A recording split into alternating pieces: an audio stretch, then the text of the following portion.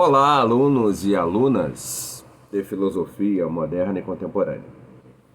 Estamos trafegando no mundo das ideias iluministas.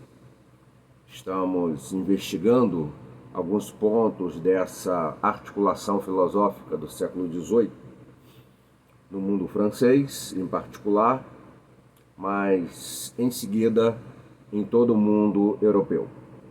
O século da Revolução Francesa é o século do Iluminismo. Do ponto de vista da evolução do capitalismo, o capitalismo estaria aí próximo da sua fase chamada capitalismo industrial. Tivemos uma fase que poderíamos definir como pré-capitalismo, a transição do feudalismo para o capitalismo propriamente dito.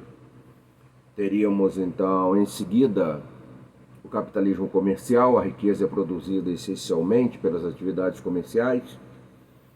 E teríamos com a Revolução Industrial na Inglaterra no século XVIII, justamente no século XVIII, o surgimento das máquinas, e isso insere o capitalismo dentro de um novo ordenamento, que seria o capitalismo industrial. E teríamos hoje uma experiência daquilo que se define como capitalismo financeiro, século XIX, mais efetivamente século XX, século XXI. O iluminismo que aí está, ele pode ser definido como um movimento intelectual no âmbito da filosofia. A modernidade teve expressões significativas para consolidar o seu ethos interpretativo da realidade, e o Renascimento teria sido essa ação no mundo das artes. Que ação é essa? Ação de secularização, ação de prover condições para uma autonomia racional e desvincular o exercício da inteligência humana de uma determinação religiosa, como foi típica no mundo da Idade Média. Do ponto de vista econômico, acabei de citar ainda há pouco, é o capitalismo que faz esse processo de modernização, saindo da estrutura feudal. Na política temos o absolutismo, constituindo essa possibilidade de racionalização política. E na filosofia é o iluminismo. É ele que será o grande movimento intelectual e cultural dentro da filosofia que vai afirmar efetivamente os valores da modernidade no contexto da experiência civilizatória europeia moderna e contemporânea. Então, o movimento intelectual do século XVIII, caracterizado por uma ruptura filosófica com uma cultura típica do mundo medieval. Que cultura seria essa? Uma cultura teocêntrica, por força da presença do catolicismo, um poder hegemônico no contexto daquele período da experiência social histórica da Europa. Um período que compreendeu do século V até o século XV. O iluminismo será uma das forças de ação de ruptura com esse mundo civilizatório feudal da Idade Média, assim como o Renascimento, assim como a Reforma Protestante na religião, assim como a expansão marítima europeia em termos de criar a possibilidade de um universo de confronto de culturas. E isso de alguma maneira também enfraquece uma visão monolítica da realidade, típica desse mundo medieval. Então esse movimento é um movimento de ruptura com a cultura teocêntrica, católica do mundo medieval. E simultaneamente é uma experiência de valorização, e aqui é o ponto a ser sublinhado, valorização da autonomia da razão.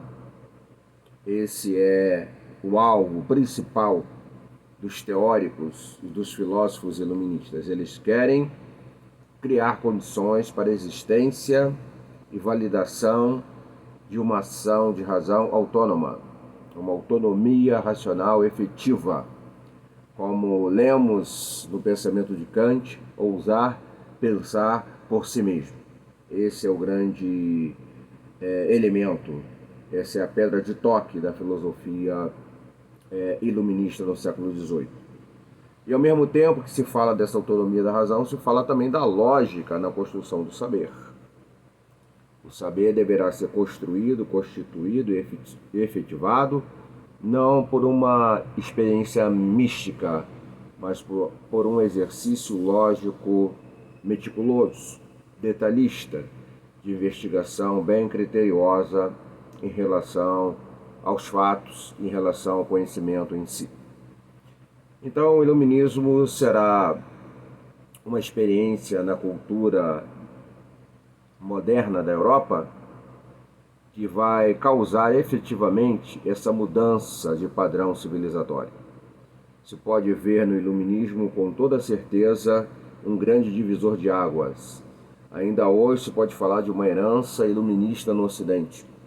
De alguma forma o Ocidente seria uma experiência cultural, o século XX, XXI que nós estamos inseridos, é uma experiência cultural marcada por um ideal neo-iluminista, à medida em que o iluminismo é que responde pelas grandes questões colocadas pelo conhecimento de vanguarda no Ocidente.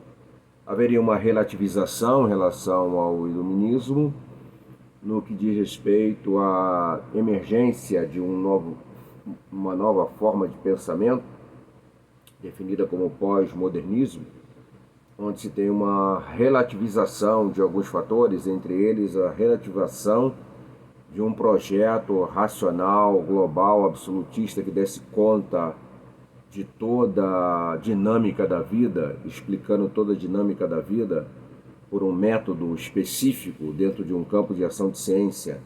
Esse questionamento que alguns pensadores pós-modernos fazem, essa tentativa de enquadrar toda a possibilidade de compreensão do mundo dentro de um senso lógico, seja ele iluminista, cientificista ou de qualquer outra natureza, é uma questão muito séria, importante, interessante no mundo das ideias, no contexto da modernidade e da pós-modernidade. Mas isto à parte, o iluminismo é uma força de conhecimento e de pensamento que está ainda com raízes profundas no mundo ocidental, constituindo-se a vanguarda mesmo daquilo que se entende como se deve processar a compreensão da realidade, a construção do conhecimento e a intervenção nas dinâmicas da sociedade para conduzi-la a uma perspectiva de solidificação de bom senso e de racionalidade. O iluminismo seria essa resposta racional por excelência para a compreensão do mundo e construção do conhecimento. Portanto, a definição seria de um movimento intelectual filosófico do século XVIII que causou uma ruptura com o teocentrismo medieval e que se propõe a construir um cenário de viabilidade e autonomia da razão e de exercício lógico na construção do conhecimento. Veremos mais adiante algumas características do iluminismo.